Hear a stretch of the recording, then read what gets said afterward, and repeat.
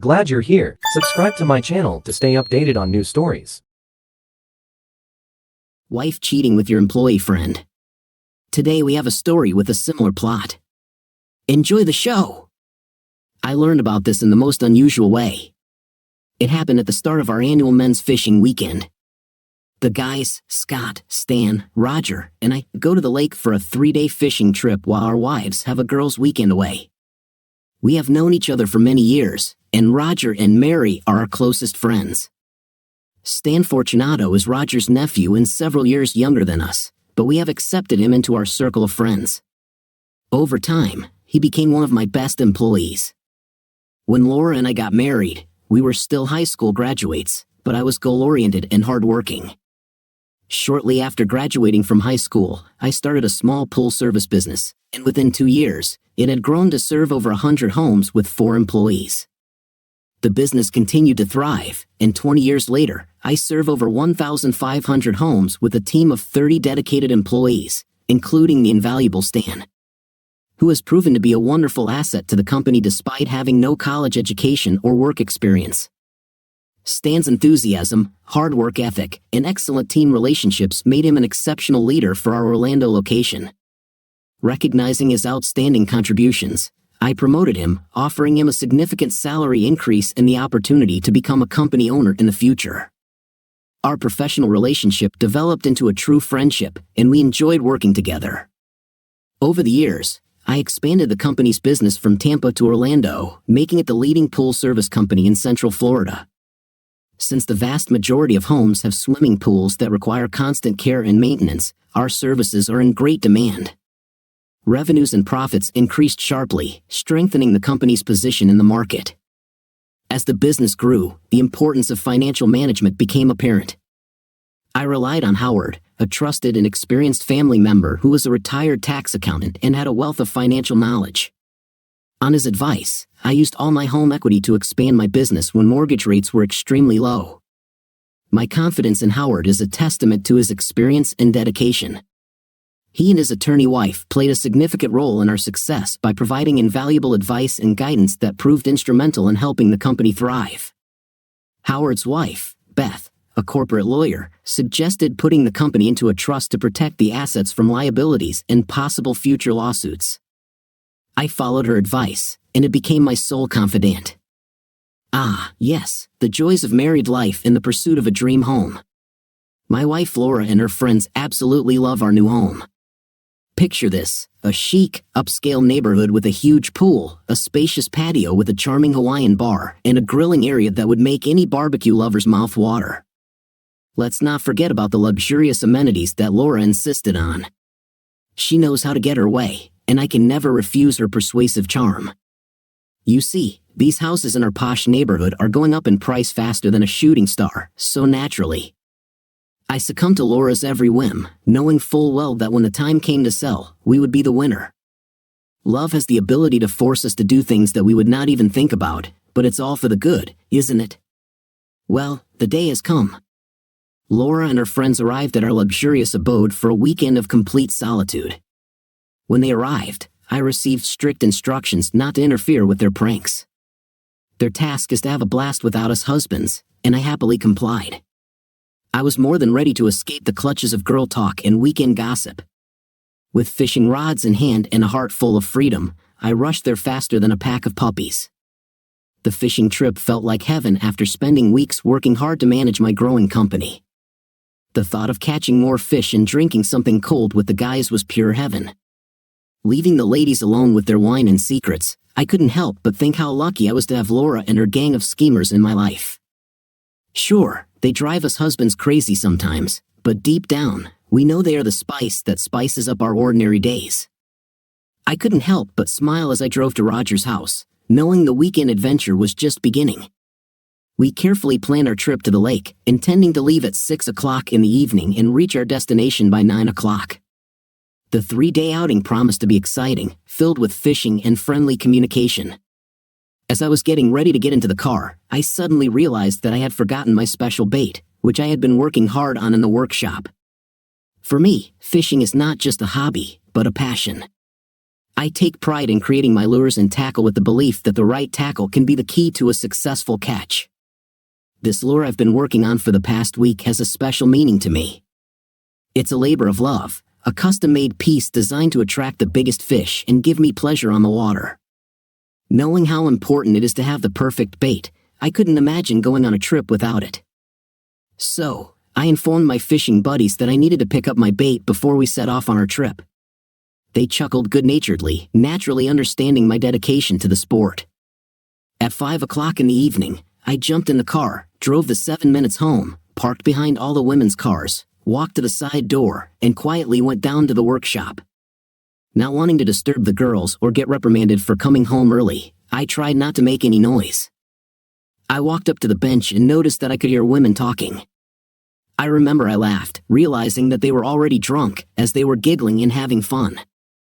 They were sitting in the shade next to the Hawaiian hut on the side of my house. The workbench was right under the window and close enough to hear their conversation. I'm not a big eavesdropper, and I don't really care about their conversation, but when I heard my wife talking about me in bed, my attention perked up. I don't know why, but I thought I'd record this part of the conversation and tease her when I got back. So, I turned on the voice recorder app on my iPhone. The next few minutes ruined my fishing and turned my world upside down. Apparently, I found myself in the midst of hot gossip. The ladies certainly didn't hold back, and I couldn't help but laugh at their frankness. They seemed to be discussing not-so-private details about their personal lives, and things were getting very spicy. Laura, laughing mischievously, did not hesitate to talk about her relationship with her husband, with me.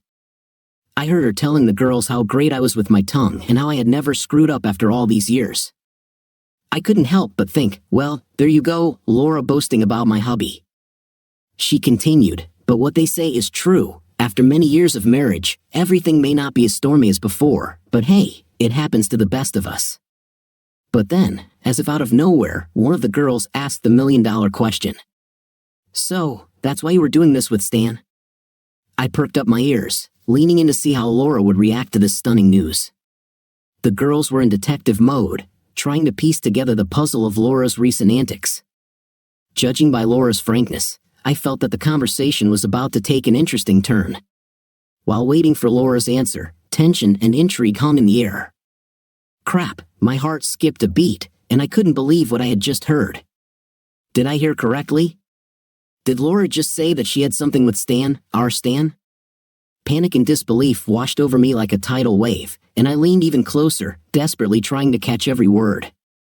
My mind raced, trying to process this shocking revelation. Stan, who I trusted and considered a friend, was involved in something with my wife. It felt like the ground was crumbling under my feet, and I struggled to keep my emotions under control. Every word they uttered was like a dagger to my heart. The giggles and laughter that once brought joy now sounded like a cruel symphony of betrayal. My hands were shaking as I clutched the phone, my heart pounding wildly in my chest, and tears were threatening to flow from my eyes as I continued to eavesdrop on this heartbreaking conversation. I felt like a helpless bystander in my own life. The shock and pain were too strong, and I desperately wished that I could rewind time and erase these words from my life. At that moment, the truth hit me like a brick. The trust one had placed in Laura and Stan shattered into a million pieces. I felt lost, betrayed, and completely broken. The pain was unbearable, and I was both lost and devastated. After listening to the conversation, I realized that my life would never be the same. The innocence and happiness that filled our home would now be replaced by heartache and despair. No, Bob and I have a good intimate life, and in this regard, he has always suited me. I love him and would never deliberately start a relationship with Stan. It just happened that way, Laura defended herself. Come on, Laura, you cheated on Bob. You can't be that happy with your marriage, one of the girls challenged. No, you don't understand. My love for Bob is everything. He is not just my man, he is my home, my peace, my heart, and my safe place. And yes, it satisfies me. I love him very much. That stupid thing with Stan was just a big mistake, Laura explained. But you said that Stan is a wonderful lover, so we assumed that you had intimate with him. We don't understand this. Tell the whole story, girls, everything. I tell you should stay here. The guys will kill Stan, and my husband will throw me out on the street if he finds out. I will never hurt him like that. He's so sweet, but he'll never understand. Do you promise that this will remain only between us girls? Laura pleaded. I didn't hear anything, but I assumed they were all nodding their heads in agreement. Okay, don't try to repeat any of this, but after Susan left Stan last month, he was in turmoil, in complete shock. He was going to propose to her the day I saw him in the restaurant. We sat down together, and he opened up to me and told me the whole story, girls. He was crying, this big, strong man was crying, and my heart sank. I felt so sorry for him, and I sat with him until he calmed down. He was so depressed and upset that I felt an almost maternal need to take care of him, Laura revealed. Yeah, you're old enough to be his mother. Give us a break, Laura. You had an intimate need to take care of him, not a maternal one of the girls interjected. Well, as it turns out, you're right. But intim didn't cross my mind at the time. Anyway, he walked me to the car and thanked me for being a good friend and allowing him to express his feelings. I just smiled and kissed him friendly. That's when the spark started. Before I could move away from him, he pulled me towards him and gave me the hottest kiss I can remember. It had been many years since Bob had kissed me like that, and that kiss had turned my knees to jelly, Laura confessed. Hearing her words, I felt severe pain and heaviness in my chest. I trembled, but I didn't know whether it was out of anger or fear of what she would say next. After we broke the kiss, he, without saying a word, took my hand and led me to his truck, parked a few rows down under a shady tree. Don't ask me why I let him do this, I was spellbound. So, we got in the back of his car and spent the next few minutes kissing like high school sweethearts. And then, he said that he always found me very hot and fantasized about being with me. I must admit that I was stunned and flushed by his compliments, but I can't explain what I did next. Frankly, at that time, I didn't think at all about Bob or our family. I can't explain it, but I suddenly wanted to taste it. He was so grateful and said he needed it after what he had been through, Laura continued. Hearing this, my heart felt like it was torn in two. I cannot convey the pain that these words caused, penetrating into every cell of my body. I felt myself trembling and shaking as a sense of loss washed over me. Roger's wife, Mary, spoke next. Wow, how hot. We had no idea you had it in you. Me too. I had never thought about doing something like this before, but it just happened, Laura added. Then, Scott's wife, Emily, chimed in. I think all of us girls dream about this, but it never happens. Well done, I envy you so much. Tell me what happened next, Laura said. I could tell from Laura's voice that she knew she had done wrong and felt a deep sense of regret for crossing a line she shouldn't have crossed. Well, when I came to my senses and realized what I had done, I was suddenly overcome by a feeling of guilt. I knew what I did was wrong and that Bob would never understand, so I had to make sure it didn't happen again. I told Stan it was a one-time thing, and we could never do anything like that again. Then I told him that Bob was his friend, and he would feel betrayed by both of us if he knew about it. Stan agreed. He said it was just a moment of passion and that it would forever remain our secret, Laura confessed. As I stood there, my heart racked with shock and pain, Laura's confession still echoing in my head.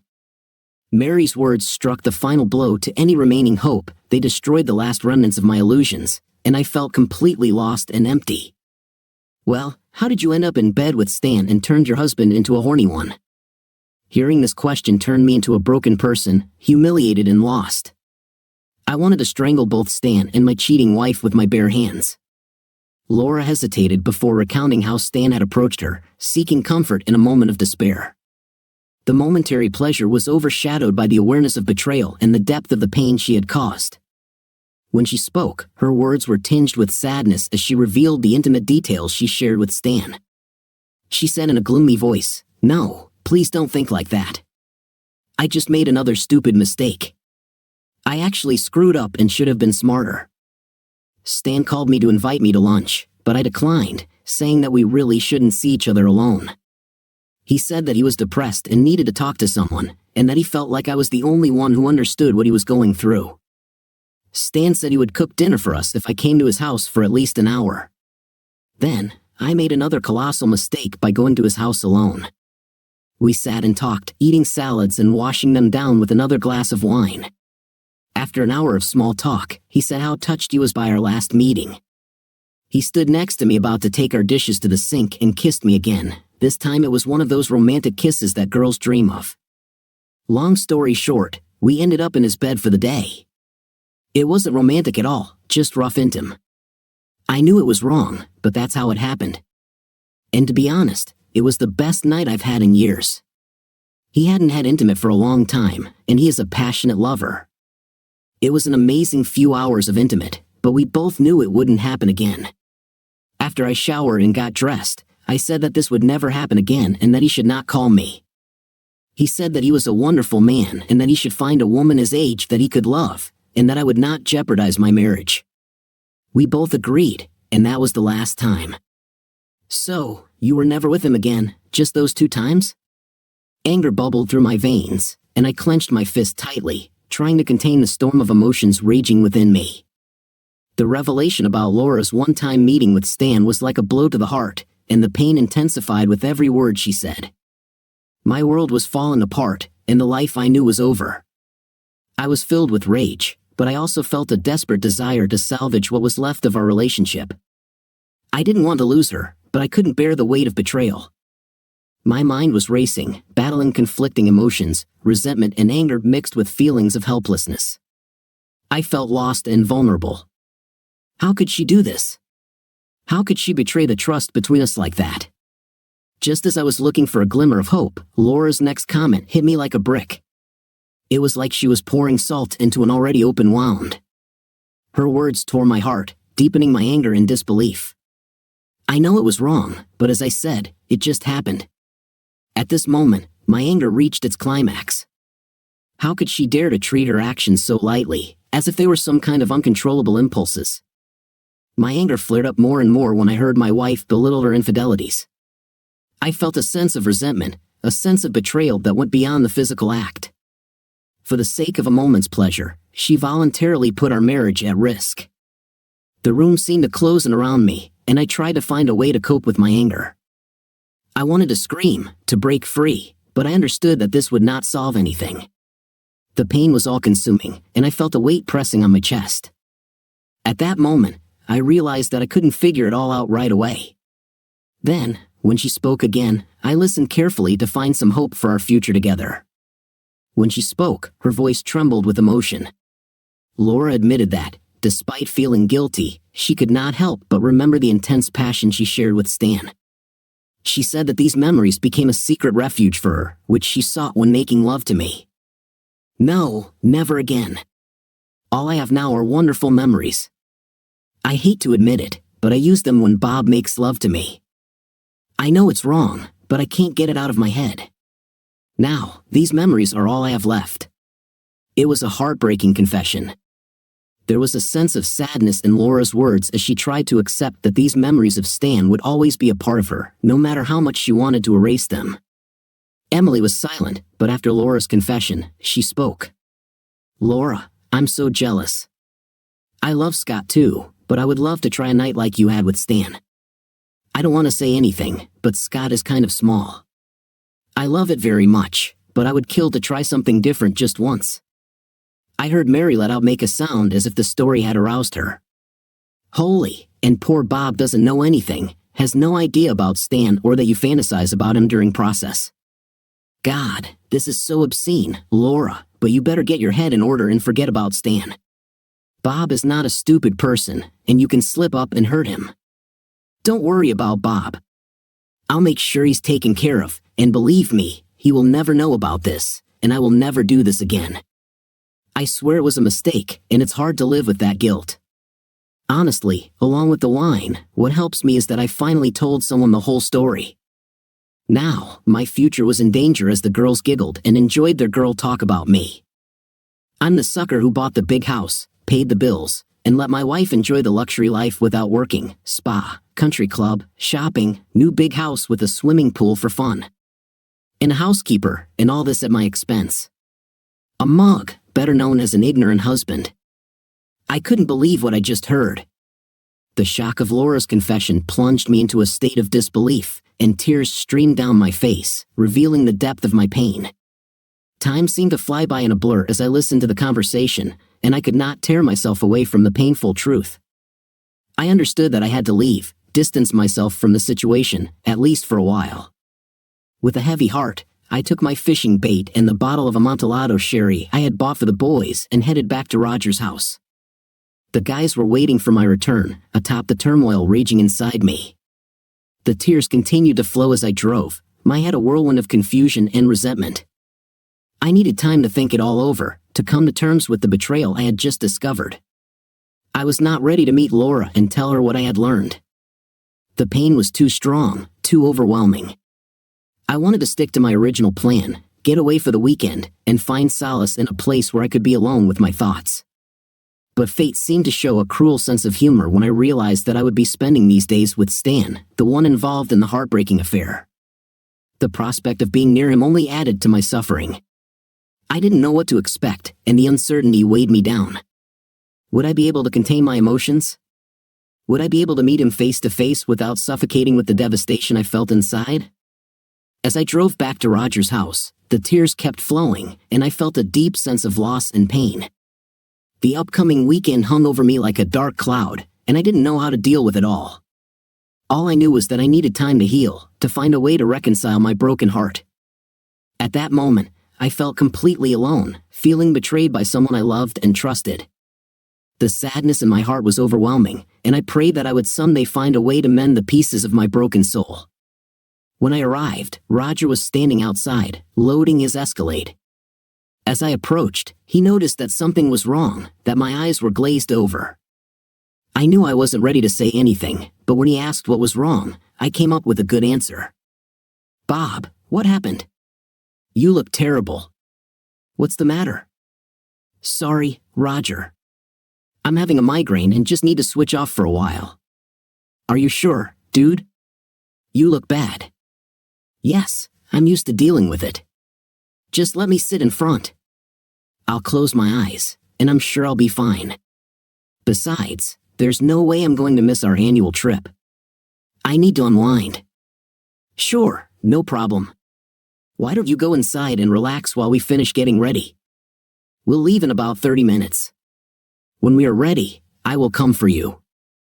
Sure enough, 30 minutes later, I was in the front seat, and my buddy Roger was taking care of me. He took his wife's blindfold and a pair of his noise-canceling headphones and handed them to me. As I sat in the passenger seat with Stan and Scott in the back, together with the blindfold, the headphones plunged me into darkness. My senses were now limited to smell, touch, and taste, which allowed me to process this unexpected situation. The guys understood my reticence and offered to help if I needed anything. I couldn't look at Stan. I just kept my eyes closed and thanked them for their understanding. For the next 3 hours, still in that dark place, I could sit quietly and contemplate the disaster I had just witnessed. I thought back through our years together, how I idolized Laura and felt blessed when she gave me Michael and Katie, our wonderful children. She said that it was just one time, that she felt guilty and would never do it again. I wanted to find a way to forgive her and forget about it, but the killer for me was her last words about how she thinks about Stan when I make love to her. As a red-blooded man, I can't imagine any guy could survive that. No, unfortunately, I believe this confession ended our marriage. I thought about how all the good times we had together as a family might end. Tears welled up in my eyes, and I wiped them away before they became noticeable. For the first time that I can remember, I felt difficult and confused. I have no answers, no idea what to do, and I must have fallen asleep because the last thing I remembered is Roger shaking my shoulder, waking me up. "Dude, are you okay?" "How are you feeling?" he said, already near the fishing hut. I was unusually quiet for the next 2 days and used my migraine as an excuse. The guys left me alone as I was trying not to ruin Scott and Roger's trip. I continued to struggle with my feelings, looking through my life, both past and future. It was difficult, but I knew I would survive. 2 days later, still doubtful, I found myself on the path leading to the lake, alone with Stan. Roger and Scott were going to meet us at the boat dock. I followed Stan through the forest. As I followed him along the path, I heard Laura's words echoing in my head, and suddenly, I was overcome with rage. On the side of the path, I noticed a large fallen branch about the size of a baseball bat. Without thinking, I picked it up, felt the weight of the branch in my hands, looked at Stan, who was standing 20 steps in front of me, and suddenly rushed forward. I lifted the heavy branch and brought it down on Stan's right shoulder. He wanted to go for the head, but at the last second, he changed direction and crushed his collarbone, causing Stan searing pain as he fell to the ground. Standing above him, I looked down at the man who was having intim with my wife.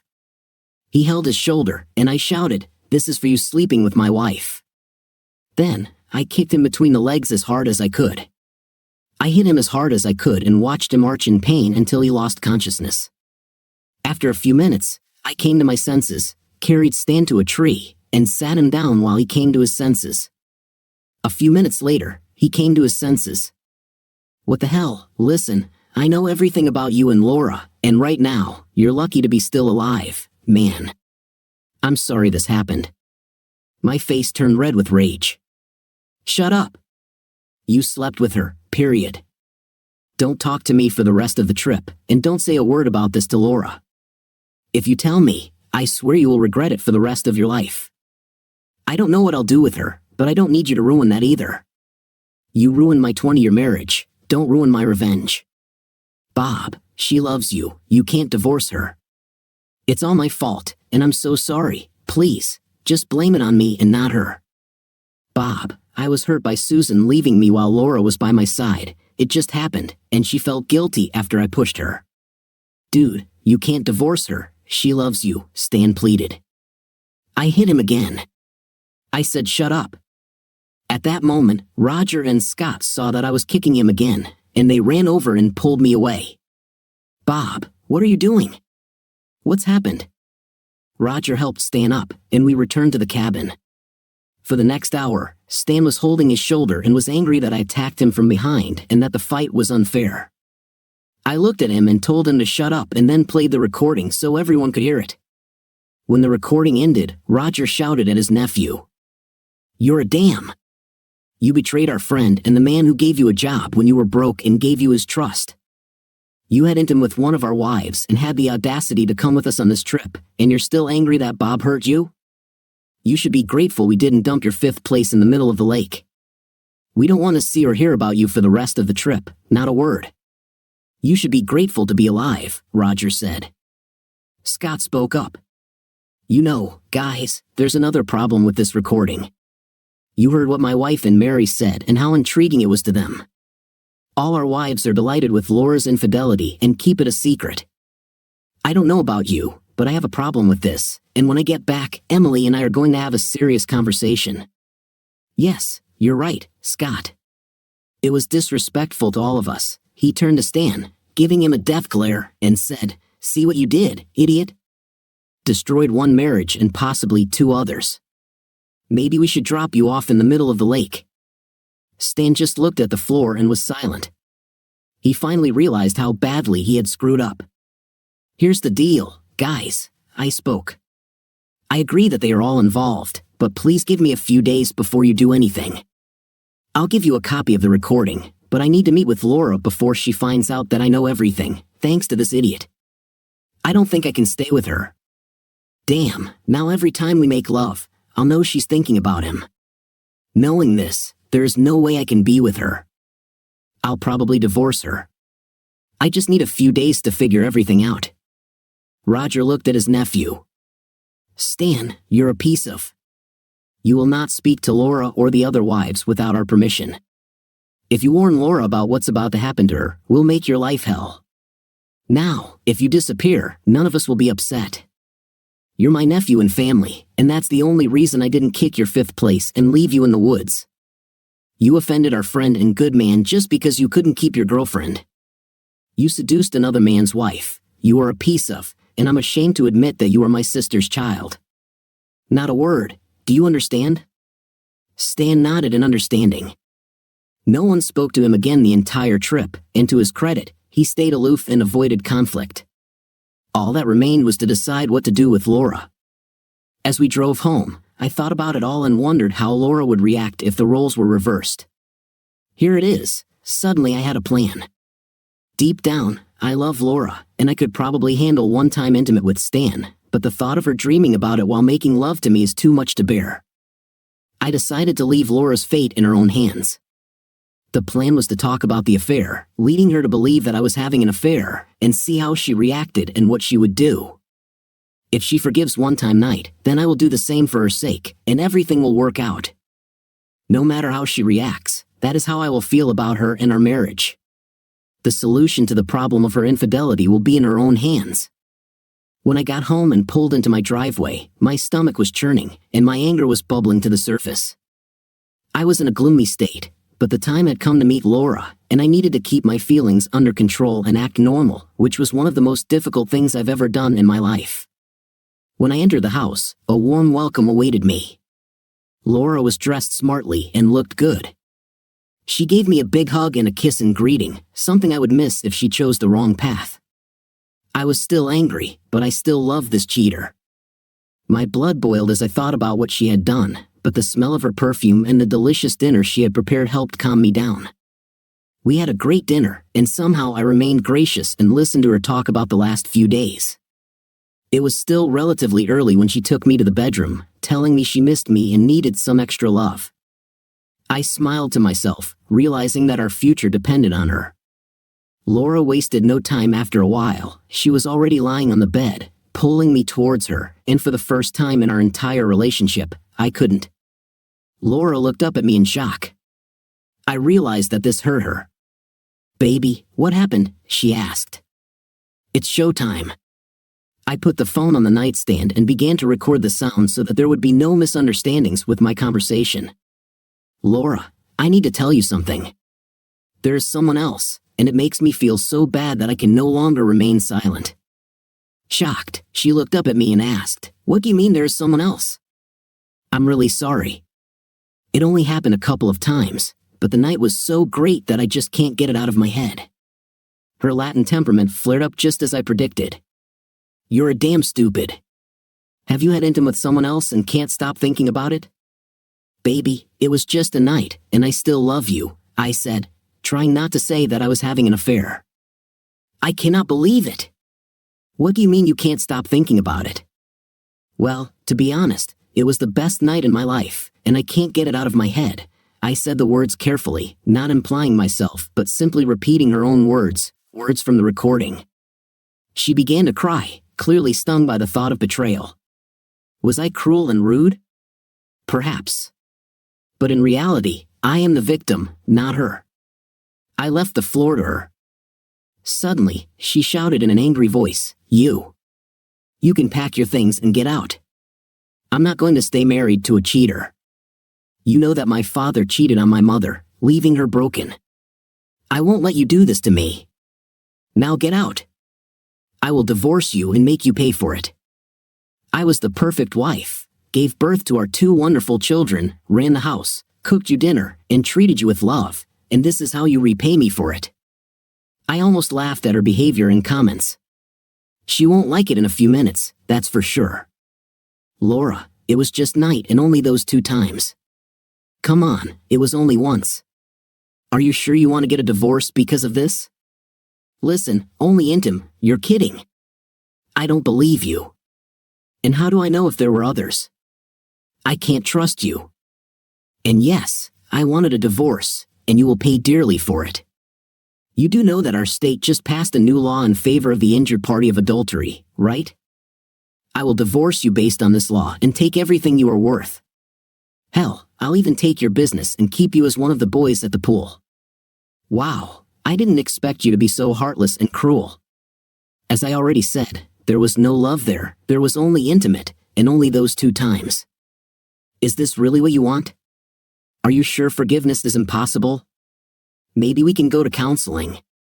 I tried to save the marriage, but in fact, she herself made the decision to end it and did not even know it. No, it's all over between us. I won't be married to a cheater. Just pack your clothes and leave. Stay with Roger or get a hotel room, but I don't want to see you anymore. You will learn about this from my lawyer." I couldn't help but smile. She didn't even suspect that she had just brought herself to execution. With venom in her voice, she shouted, why do you have such a grin on your face?" "Well, honey, you just made my decision easier." "What do you mean made your decision easier?" she asked. "Let me show you something. Get dressed and come with me." She was still angry and seething, but she followed me into the workshop. I asked her to stand at the same window where I was recording. I told her to stay where she was and not move until I returned. I went outside, synced the Bluetooth speakers with my iPhone, and returned to the workshop. She was still angry, but now looked confused. As I stood next to her and pressed play on my phone, my cheating wife became even more confused when she heard herself speak. But she continued to listen, and then her expression changed to shock when she heard the whole conversation. She burst into tears and fell to her knees. The realization of what had happened hit her hard. "Baby, I'm so sorry." "How did you hear that?" she asked, continuing to cry. "Well, I don't know why this is important, but I had to go back for something I forgot to take with me. I didn't want to disturb you girls, so I came in through the back door to avoid your little party. That's when I heard you talking about me in bed. I wrote this down because I was going to share it with you and tease you when I got back. But when you confessed to your affair with Stan, I stayed and wrote everything down. Darling, you heard me say that it was just a one-time thing and only intimate. You should know that there is nothing between us. I have to forgive myself. I'm very sorry, but you weren't supposed to find out." Among our tears and heartache, Laura's words of repentance made their way through the pain. Her voice trembled with genuine sadness and regret as she asked me for forgiveness, exposing her vulnerability. Her plea for understanding touched me, and I realized that beneath the layers of hurt and anger lay deep love. But I did not give in to her tears and pleas. My voice was cold and distant as I revealed the painful truth to Laura. The resentment was deep, and I could not shake the feeling of betrayal that consumed me. The words that she dreamed about Stan during our intimate moments destroyed the last shards of trust between us. "I heard everything, Laura," I answered, losing the warmth in my voice. "You're right, but you left out the part where you admit that you dream about him when you and I were making love. How can you expect me to just forget about it?" For the first time in our marriage, her tears did not seem to touch me, but the pain of her words sank deep into my heart. The image of her dreaming of another man while I poured my love and soul into our moments together was too much for me to bear. "I can't ignore this, Laura," I continued, my voice filled with bitterness. "And I also can't ignore the fact that you were never going to tell me about it and continued to keep me in the dark. You destroyed something inside me, and I don't know if I can ever trust you again. How can I believe that you really love me if you dream of someone else?" I was filled with anger and felt that I deserved better. The thought of being with someone who couldn't fully commit to me was the final blow. "I can't just pretend like everything is fine," I said, my voice firm. "Dreaming about another man while we are together is a reason for separation for me. I don't know how to love you again knowing that in the most intimate moments, you think about him and not about me." The pain in my heart was overwhelming, and the thought of repairing our relationship seemed impossible. I couldn't find it in myself to forgive her when she betrayed me in such a deep way. Silence reigned in the room as the weight of my words hung in the air. There was nothing more to say. The truth had been spoken, and the pain was too deep to be erased. It was clear that the damage done was irreparable, and the path to forgiveness was a path I could not imagine. At that moment, I realized that our love was destroyed forever, and the future we imagined together was now nothing more than a distant dream. The realization was painful, but it was one I had to accept if I was going to find a way to heal and move on, even if it meant doing it without her by my side. My side. No, that's not what I meant. You don't understand. I love you, and I don't want him, Bob. You need to give me a chance to explain everything. Do not lie to me. I heard what you said on that tape, and the thought of him in our bed is too much for me. I never would have thought that you would betray my love and cause me so much pain. If I'm wrong, look me in the eye and tell me it's not true. Look at me and tell me you weren't thinking about him when we made love. Yes, that's right, you can't even look at me. Damn it, you ruined everything, Laura. After I divorce you, you can live with him, and then you won't have to dream about him anymore, openly sobbing, she said, barely audibly. You can't divorce me. I love you. Please give me a chance to make things right. This is funny now? Do you want my forgiveness? Imagine my shock. I'll fix everything. I love you. I'm sorry. What makes you think that I'll be with you after what you did? Do I really look like someone who is ready to accept the betrayal of his cheating wife? My voice shook with a mixture of emotions as I poured out my heart to Laura. I've been torn apart for the last 3 days. Part of me wanted to find a way to forgive you and mend the relationship. I thought I could get over this one-time mistake, but everything changed when I heard what you told your friends. The pain in my heart was palpable, and I couldn't hide it in my voice. The fact that she proudly shared intimate details of her thoughts during our lovemaking destroyed the last vestiges of trust one had in her. In all the years of our marriage, I had never cried openly, but now I could no longer contain my pain. Laura, I continued, tears flowing and my voice trembling, these women, your friends, now see me as an ignorant husband. It was as if I was living a lie, not noticing what was happening behind my back. Knowing that they were laughing at me and calling me ignorant destroyed any sense of self-worth I still had. And so, it is no longer a part of my life.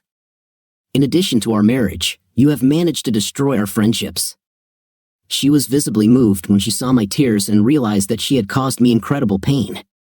I believed that deep down, she did not want to hurt me at all, but my tears made her realize what her selfish act led to. She felt overwhelming regret and sadness, cried openly, and tried to hug me. I pushed her away and took a deep breath, trying to pull myself together. I know that in the past, I could be an ignorant husband, but now everything has changed. I can't ignore what I know. I won't let anyone treat me like that again. When I spoke, there was pain in my voice from betrayal. I desperately wanted to save our marriage, to find a way to return to the love we once shared, but the reality of the situation became increasingly clear, and I did not see a clear path forward. You know, when we were returning from fishing, I was thinking about how to save our marriage, I admitted, and my voice broke. But, to be honest, I couldn't find a way to do it, so I decided to let you make the decision yourself. I don't know if I can ever trust you again, and I don't want to live a life full of doubt and pain.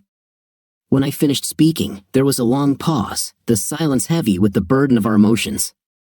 The future was uncertain, and I didn't know what lay ahead, but one thing is clear, I cannot live in a marriage filled with betrayal and doubt. What do you mean you'll let me decide? She asked. Well, since I couldn't decide what to do with us, I came up with a plan. I will tell you the story of the affair, and I will proceed further in accordance with your reaction. The beauty of my plan was that the fate of our marriage depended only on you. In the story I told 20 minutes ago, I never said that I was having an affair, only that I was having one.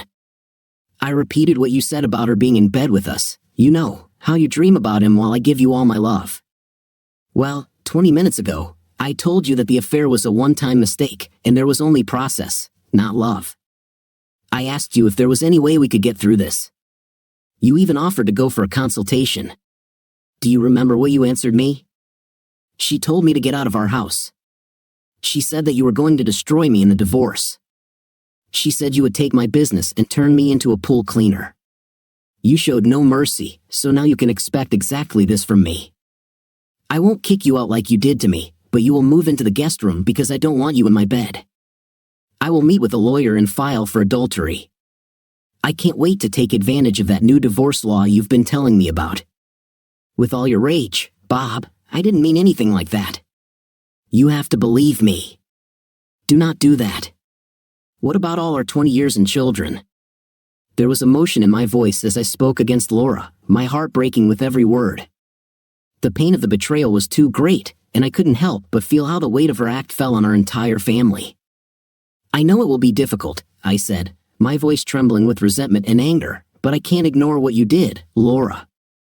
You didn't think about the children or our years together when you decided to betray me and our family. The feeling of her betrayal pierced me to the core, and the pain in my heart was all-consuming.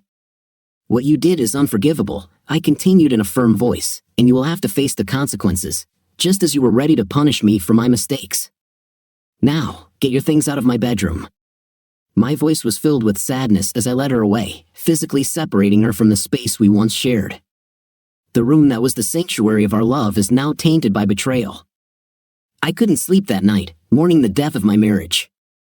I loved her with all my heart, and the knowledge that in the most intimate moments of our lives, she dreamed of another man, continued to hang over me like a dark cloud. I know that some men can forgive their wives for such transgressions, but I could not find the strength to do so. The pain was too great, and the trust that had been broken seemed irreparable. Despite my love for her, I could not get over her words. The dream of a future together is shattered forever, and the loss is immeasurable. All I could do was respect my feelings and emotions, even if it meant letting go of the woman I once loved so much. Before I left, I looked at the woman I had loved for the past 2 decades and said, "You have broken my heart. Today, I lost someone who didn't care about me, but today, you lost someone who was ready to do anything for you." The sounds of begging for forgiveness haunted me until I left Laura for the last time. Bob made a heartbreaking call to his children, dreading the moment when he would have to share this terrible news. His son Michael offered understanding and unwavering support, a glimmer of comfort amid the chaos. However, Katie's reaction dashed his hopes. The anger she showed, reflecting her close bond with her mother, pierced his heart. Bob tried his best to understand her, but the gap between them seemed insurmountable. Laura, in a rare display of strength, took the trouble to talk to Katie, admitting her grave mistake and urging her not to hold a grudge against her father, who had done nothing wrong. The children's lives were forever changed, but Bob was determined to secure their future, promising to fund their college education and care for them. The confrontation between the guys and their wives was filled with betrayal and heartache. Mary's heart broke when she learned of Laura's divorce, and she felt their long-term friendship crumble. Roger seethed with rage, unable to understand why his wife kept her affair a secret, and worse, why she seemed to encourage it. The revelation recorded on the tape was a heartbreaking blow for him, forcing him to doubt everything. The resentment was too deep to ignore, and it seemed as if the bond they had once shared was broken beyond repair. The days that followed were filled with heavy emotions and heartache as the consequences of their actions began to unravel before their eyes. The once close-knit group of friends now faces the harsh reality of betrayal and broken trust. Mary, devastated by the news of Laura's divorce, confronted Roger, her husband, and learned of her role in keeping the affair a secret. Her heart sank as she realized the gravity of her action. Roger was furious and demanded to know why she protected Laura and betrayed their best friend.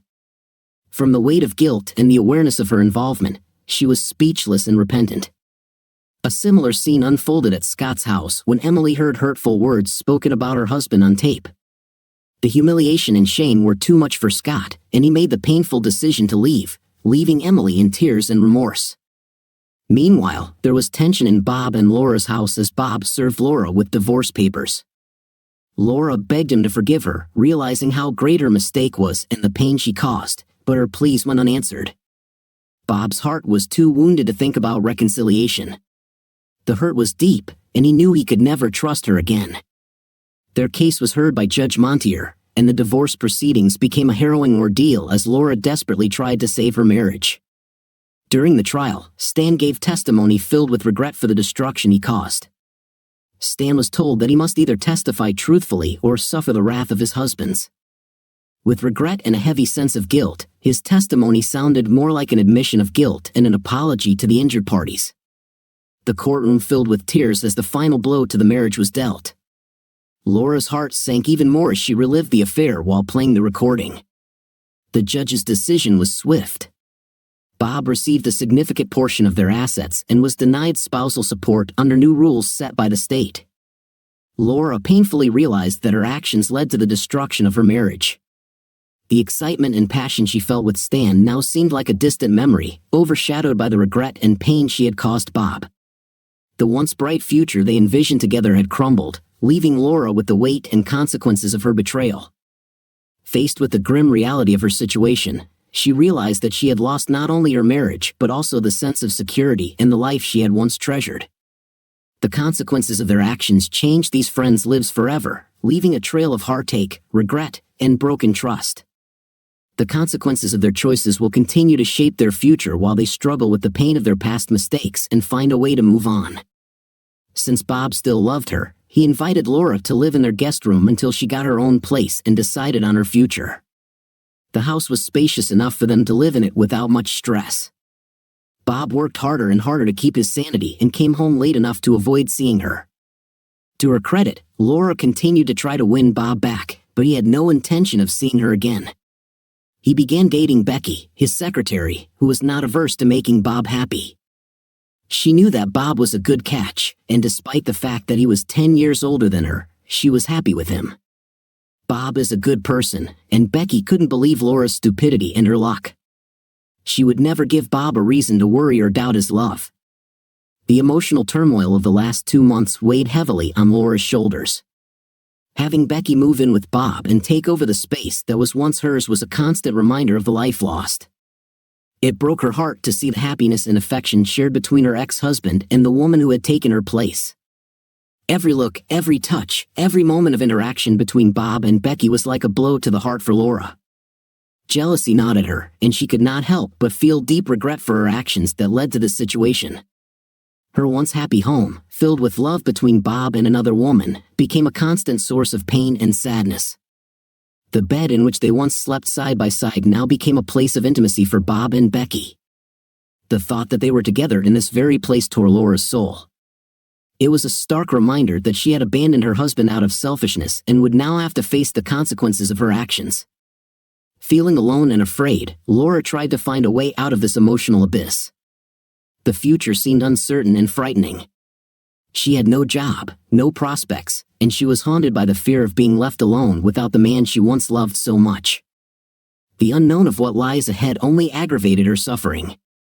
Having no other choice, Laura was forced to come to terms with her living conditions, realizing that she had lost the man she once treasured. Having come to terms with the real state of affairs, Laura realized that she needed to come to terms with her past mistakes and begin to rebuild her life.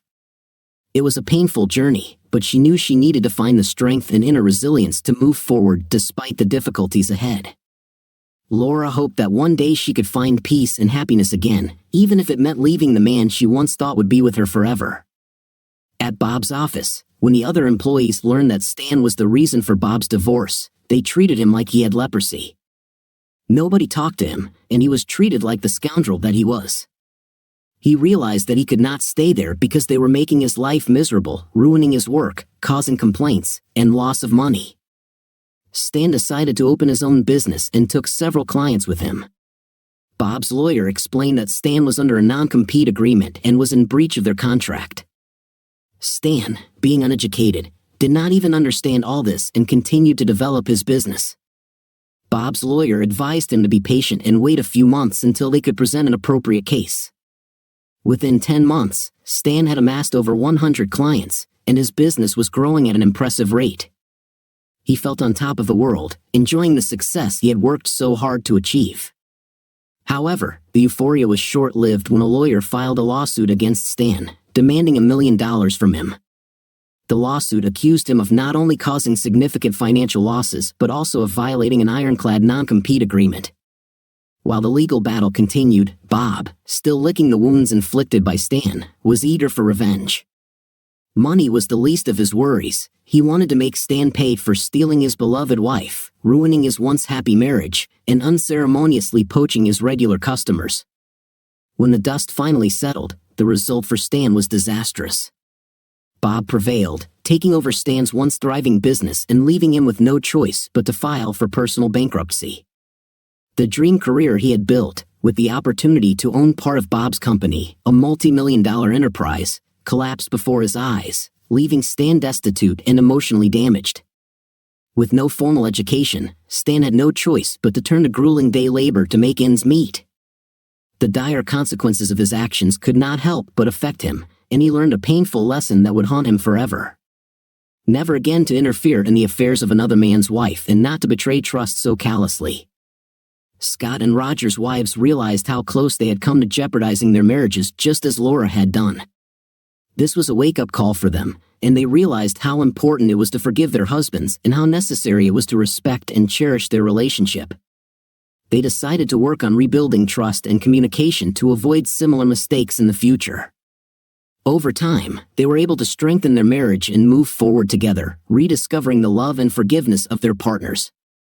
They no longer interacted with Laura and Bob and missed the good times they once spent together. Laura's life took a dark turn as she dealt with the fallout from her failed marriage.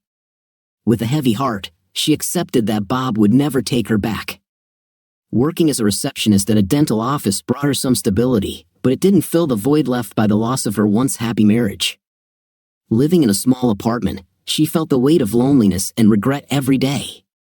Trying to move on with her life, she met an older man from the office and started dating him, but the new relationship couldn't compare to the love she lost with Bob.